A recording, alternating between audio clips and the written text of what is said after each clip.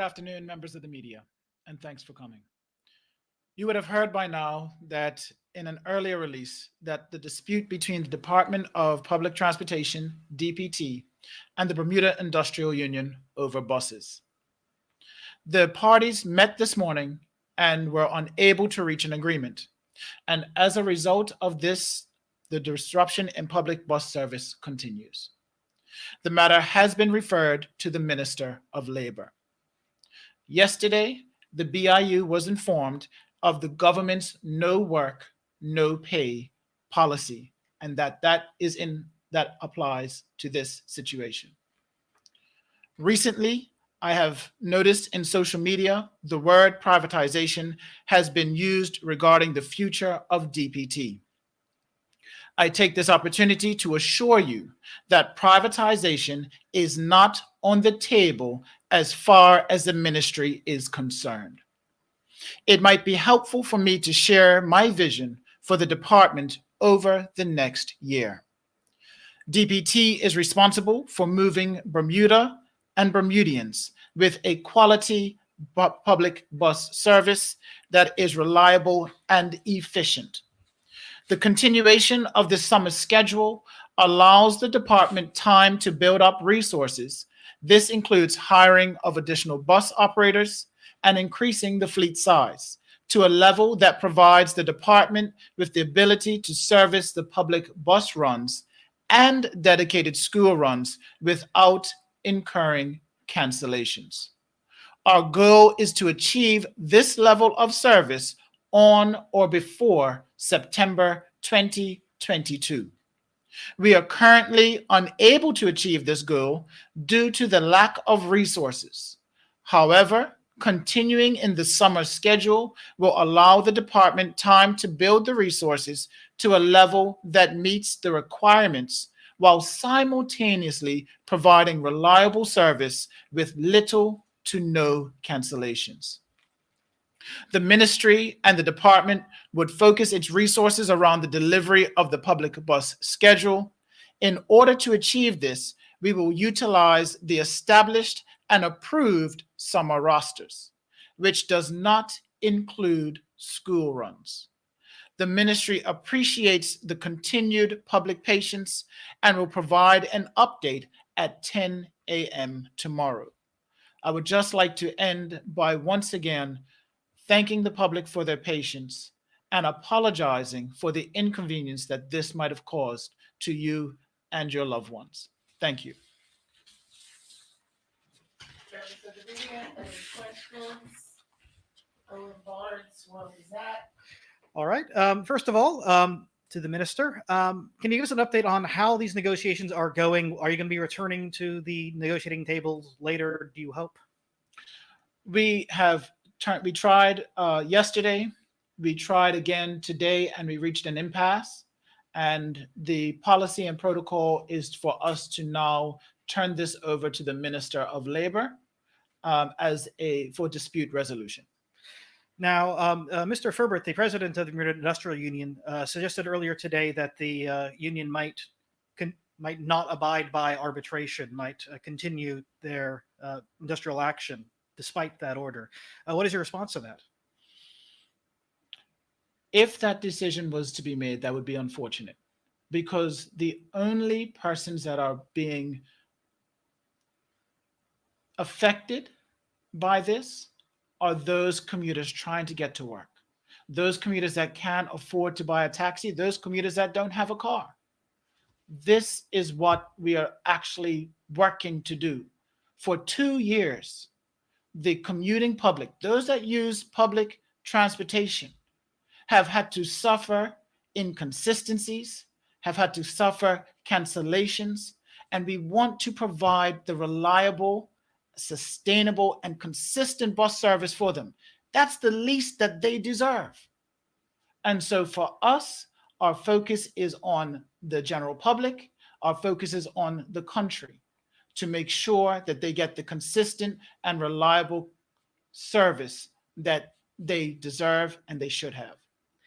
Given the issue that of bus shortages has been a long-standing one, and the issue of lack of staff for the for the bus operators has also been a long-standing one. What guarantees can you offer bus drivers to say that this is a temporary measure, that this will be resolved by September 2022? I'm so glad you asked that question. The guarantee we can give is that we have 30 new electric buses that have been ordered, and they are scheduled to leave the manufacturer in November, and they are scheduled to arrive in Bermuda for January.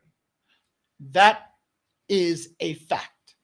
So therefore, when the operators say that they need better equipment, we're providing that. When they say that they need to ensure that the rosters provide them with work to do, because the winter roster seemingly doesn't do that for their extended periods of time where there's nothing to do, the summer schedule does that. But what the summer schedule allows is for consistency for the public. And therefore, we know that when I look at the bus schedule and it says 8:15, that 8:15 bus will be there. Now, can you give us an update on the efforts to bring in these electric buses? You said they're going to be arriving on island in January. When will they actually be able to get on the road? Obviously, there's a degree of installation that's required for the electric vehicles, and I'm sure there's also a degree of training that's required for staff to make sure that they are up to the task of managing these new machines. I'll let the director of DPT give you the technical details. Yes, good afternoon, members of the media. We're excited that we were able to finalize the order for the electric buses. You'll be aware that the cabinet decision to approve that purchase was given several months ago. However, we were still working through the charging infrastructure that's necessary to support the electric buses. Obviously, this will be the largest electric fleet on the island and one of the most demanding. And so the charging infrastructure is a significant factor that we've been working through with the Bermuda Electric Light Company. Also, there's a procurement process through the RFP for the upgrade and implementation of the charging infrastructure at Fort Langton Bus Depot. What we learned was that through projecting the timeline for this project, that the completion of that will not be until the summer of next year. And so then the team had to look at interim charging solutions, that leverage the existing Belco circuits and networks at both Dockyard, St. George's, and Fort Langton. We recently completed that assessment of the feasibility, which allowed us to proceed with the order of the new buses with confidence that we will have interim charging solutions in place for January when the buses arrive. Obviously, when the buses arrive, there is a degree of training and commissioning that has to take place. And so we're allowing several weeks for that to occur. In the meantime, there will also be electric vehicle technical training between now and January for our technicians, and retooling of the workshop to be able to support and receive the electric buses. So it's very exciting. It's innovative. It's new. It's replenishing the fleet. It's breaking the mold that we were continuously going through. We have landed on a production vehicle, which means that the vehicles are more readily available. We have landed on a vehicle that is significantly lower cost than what we have been procuring in the past. And it's new assets that are going to allow for the cancellations to go away while we resume normal service. So all around for the operators as well, it's new assets. So it's going to be a better work environment for them, because effectively the bus is their work environment. So we're very excited to deliver on that. Is there a lot of work to do between now and then? Absolutely. We're going to learn things along the way, and we're going to adjust and deliver this for the people of Bermuda and for the staff of DPT. Now, of course, the buses don't go very far without their drivers. Can you give us an update on the efforts to hire more operators?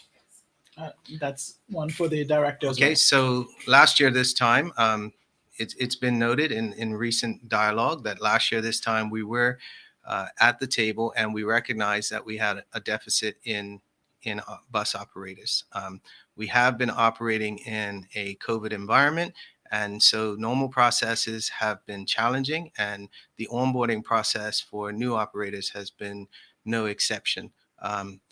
I am not satisfied with where we got to in terms of how many we were able to onboard for various reasons.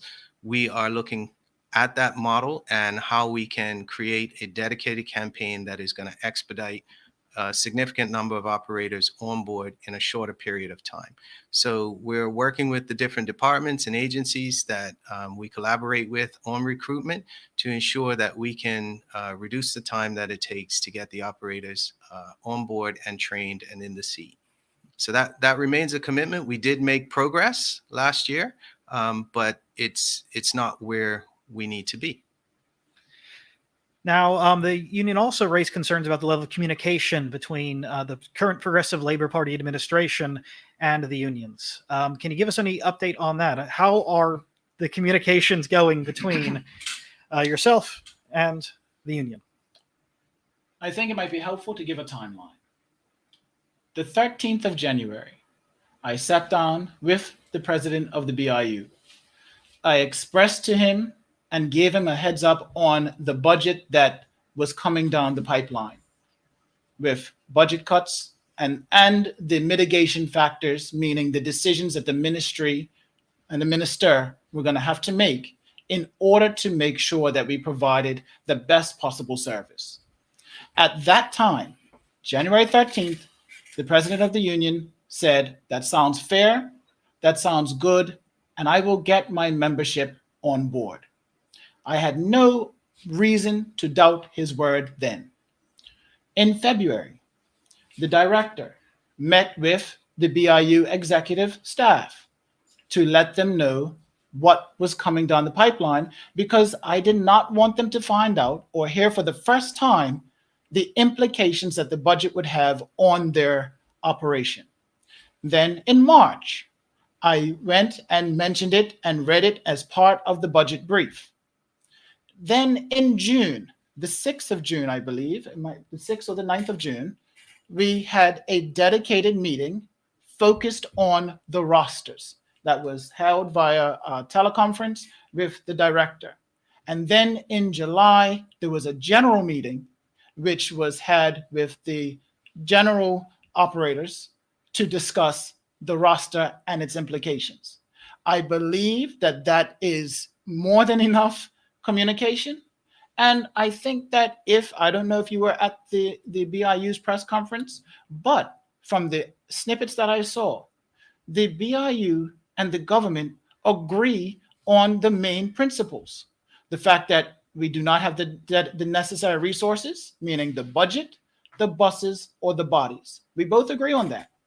And that we both agree that the winter roster is not effective or efficient, meaning that significant members will have significant downtime throughout the day while the commuter is experiencing delays of cancellations of 30 to 50 people. And the unions say that it is an issue for the government to fix. This is the fix: to continue the summer roster, to allow us to provide the consistent and reliable service that Bermudians deserve, while making sure that there are no redundancies, no loss of time, and greater flexibility for the operators. Harry Foster-Skelton. Thank you, Ministers. The crux of this issue, obviously, is the loss of school buses from the winter schedule. BIU suggests that the collective bargaining agreement allows them to have the same winter pick that they've had for the last 20 years. You appear to be saying DPT can change what schedule they pick from, and this is allowed within the CBA. Who is right and who is wrong? I will allow the director to explain the intricacies of the CBA as it revolves around Schedule 10. In the past, we have tried to implement new schedules and new rosters, and there is a consultative process once we get to the rosters involving the roster perusal committee, and any amendments to the rosters is done in consultation with the union. The roster perusal committee is responsible for vetting it for errors and omissions, and at the end of that, once there's an agreed set of rosters, they're implemented. That is not what we're talking about here. What we are relying on are two established, approved, and worked rosters for the past 20 years. We've gone in and out of the summer rosters every year whenever the schools are not in school, to provide the public bus schedule only. And so we are relying on those established rosters that we have been working since June to continue to focus on the public bus schedule. The pick of work per Schedule 10 of the CBA, and it's available for everyone to read, specifies that there shall be up to 4 picks a year. One of those picks must be at the beginning of the summer and one at the end of summer. And yes, traditionally, the provision for the end of summer pick is to allow for public bus and school bus schedule incorporated into the winter rosters. However, the resources of the business have changed, the business needs have changed, and so we are adjusting within the constraints of the CBA, within the terms and conditions of the CBA, to ensure that we can provide to the public a reliable public bus service while seeking alternative resources, as we did last year, to provide the school bus services. So to confirm, you consider it perfectly within the agreement to change, using your word, what has been a 20-year tradition? We are compliant with the pick of work per Schedule 10 of the CBA. Okay. Can you guarantee then that with the influx of these 30 new electric buses and whatever potential new staff you might be bringing in, can you guarantee that the school runs will return to the DPT following, or return to the bus division following this year of change? I think that it will be helpful for me to break it down. The winter roster needs 88 buses in order to operate effectively and efficiently. The summer roster needs 65. We currently have 62 operational buses. If you add 30 to 62, you get 92. So we would be within the threshold to provide the winter roster without having to have cancellations. So this is just for 1 year. That is the goal, that is the outline, and that is the objective. Much of the ire seems to stem from the inconvenience of the summer bus schedule for drivers, shifts that make it difficult for drivers to see their families. How is government taking such things into consideration? I think that would be one for the director. So the minister has referenced our efforts to engage the BIU in this conversation. We've said from the beginning that we are open to hearing from the operators, to hearing from the union in terms of what components of the summer rosters are less desirable, so that we can see what flexibility we have in terms of an iteration to the summer rosters. However, we've never gotten past the point of agreeing that we are going to work the summer rosters or some iteration of the summer rosters. And the emphasis has been on simply picking the winter rosters. So the reason this has come to a head is because per the pick of work and the process, the timeline is now upon us where management was required to post the end of summer pick.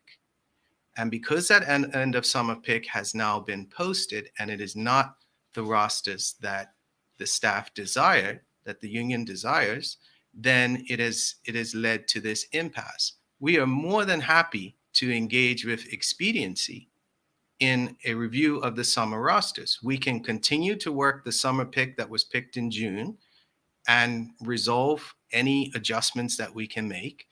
Or we can continue with this summer pick, which would allow, say, an operator who might have picked roster 1 in June to now pick roster 5 for the fall. However, we have not reached an agreement or come to the table to work collaboratively on that. So our focus right now is getting the public bus service moving again and continuing the dialogue with the union so that we can work through this and any other issues. From speaking to the union this morning, the interpretation from their point, from them, seems that they don't feel like it's been a collaborative discussion, that they don't feel that their thoughts and intentions are being taken on board. What do you say to that? I say, let's get the service rolling again. Let's come to the table, look at the components of the summer rosters that are challenging for them, and work quickly to understand what adjustments can be made. However, the third option, which was the winter rosters, which is what the union is proposing, is a non-starter because we did that last year. When we came to the table, we came to conciliation, management conceded, we presented the same case that it was an inefficient use of resources. We ended up with cancellations. We ended up with higher downtime for our operators and still spending over $1 million on minibuses. That is not fiscally prudent, and it's not fair to the public. And I think that this would be a good time to add that when I had my meeting with the operators, I told them that I was here to listen and I was here to hear them. And every promise that I committed to making has either come to fruition or is currently in train. And so therefore, I believe that is not just lip service, that's actually putting action to it. The bathrooms that you might have heard about, the cafeteria that you might have heard about, St. George's bus depot that has been renovated for them. All of these things were aspects and things that they wanted us to commit to, and including the insurance that the training budget for the specialists was not cut or touched. That was adhered to. That was a promise that has been kept. So the operators have been listened to. They have been heard. We are trying our best to work with them. But this is the time when we have to ensure that the general public get what they need, what they deserve, and what they want, which is consistent and reliable bus service. Just to expand on something my friend Owen said, today BIU President Chris Ferbert said, and I'm quoting him, "The union doesn't often break the law, but for this issue, we might be pressed to break the law," end quote. This was after he was asked what will happen if the case goes to arbitration. He didn't elaborate, but we could presume that this could mean an illegal strike with buses remaining off the road. Is this government willing to go head to head with the BIU and even take legal action against them if they follow through with such an action? I will say right is right, wrong is wrong. And this ministry, this government, is responsible to the people that they represent. And we have to ensure that the people that we represent are the people that we make sure get what they deserve. And in this case, they deserve consistent, reliable bus service. And that is what this ministry is focused on giving them. Well, my final question is another quote from Chris Ferbert this morning. "The relationship is broken. The PLP has lost its way as a Labour government. They need to find their way back to Labour." From his words, he seems to be indicating that the PLP is becoming a Labour government in name only. What do you say to that? It's unfortunate he feels that way. As I've shown, we have kept our promises. We are focused on ensuring that the general public, the majority of this country, get reliable, safe, and consistent bus service. That means that we are now changing for 12 months the way that we normally do business. This is not 1995 when we had hundreds of buses in our fleet. This is not even 2010 when we had just under 100 buses in our fleet. We have 62 buses and are being asked by the unions to provide a service that takes 110 in the total fleet, but 88 to provide the service. We must be realistic, we must be fair, and we must be prudent with the taxpayers' dollars and make sure they are spent as efficiently and provide the most effective service that they can. Thank you, Minister.